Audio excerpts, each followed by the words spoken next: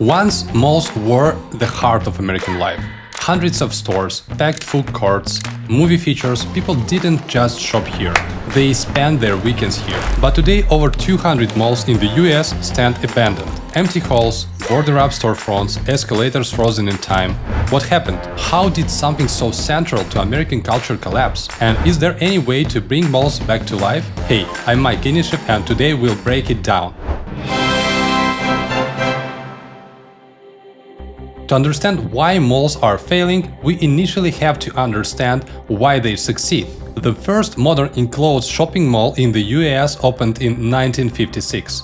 It was called Southdale Center, a marketing masterpiece. Fully enclosed with a climate-controlled environment, having 2 levels of retail space connected by escalators, a novelty for those times.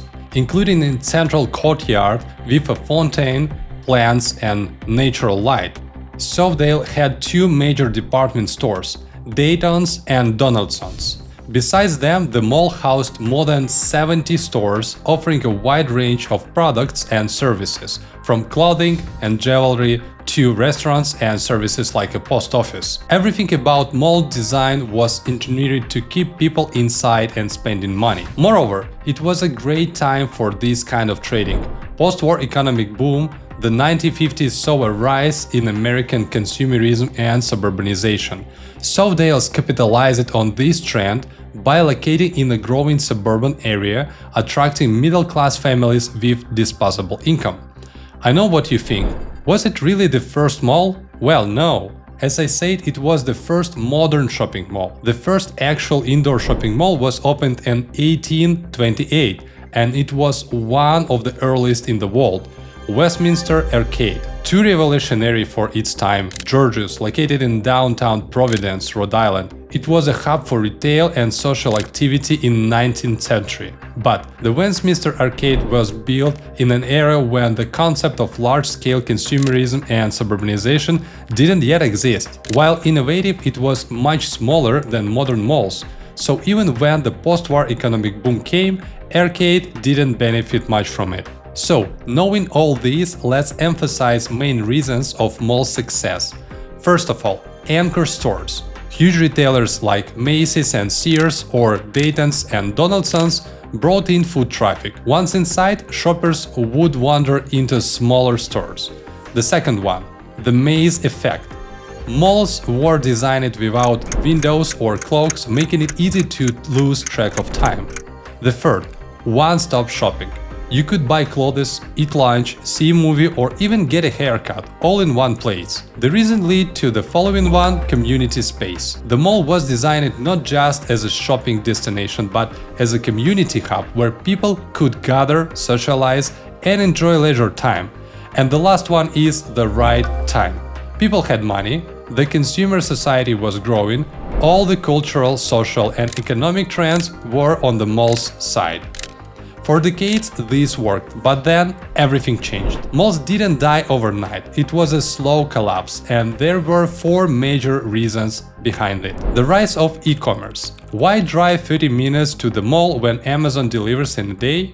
Online shopping changed everything. Too many malls.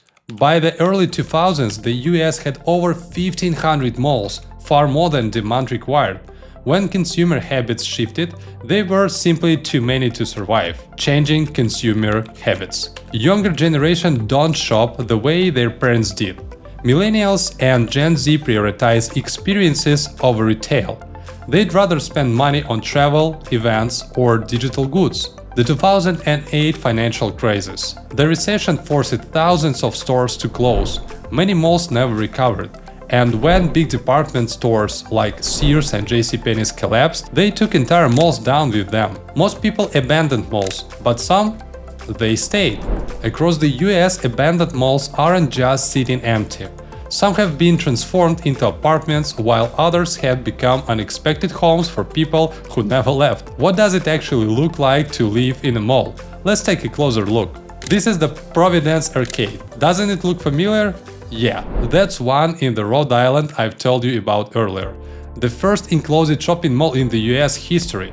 Unfortunately, like many other malls, it eventually fell into decline. But instead of letting the space rot, developers decided to do something unexpected. Convert the second and third floors into 48 micro apartments, each around 250 square feet. All apartments are former stores, with large glass window facing an interior walkway. Residents live in what used to be retail spaces, creating one of the most unique housing setups in the country. But living inside a mall isn't exactly like living in regular apartment. These apartments are small, and because of fire codes, none of them can have open flame cooking appliances. That means no stoves, no gas ranges.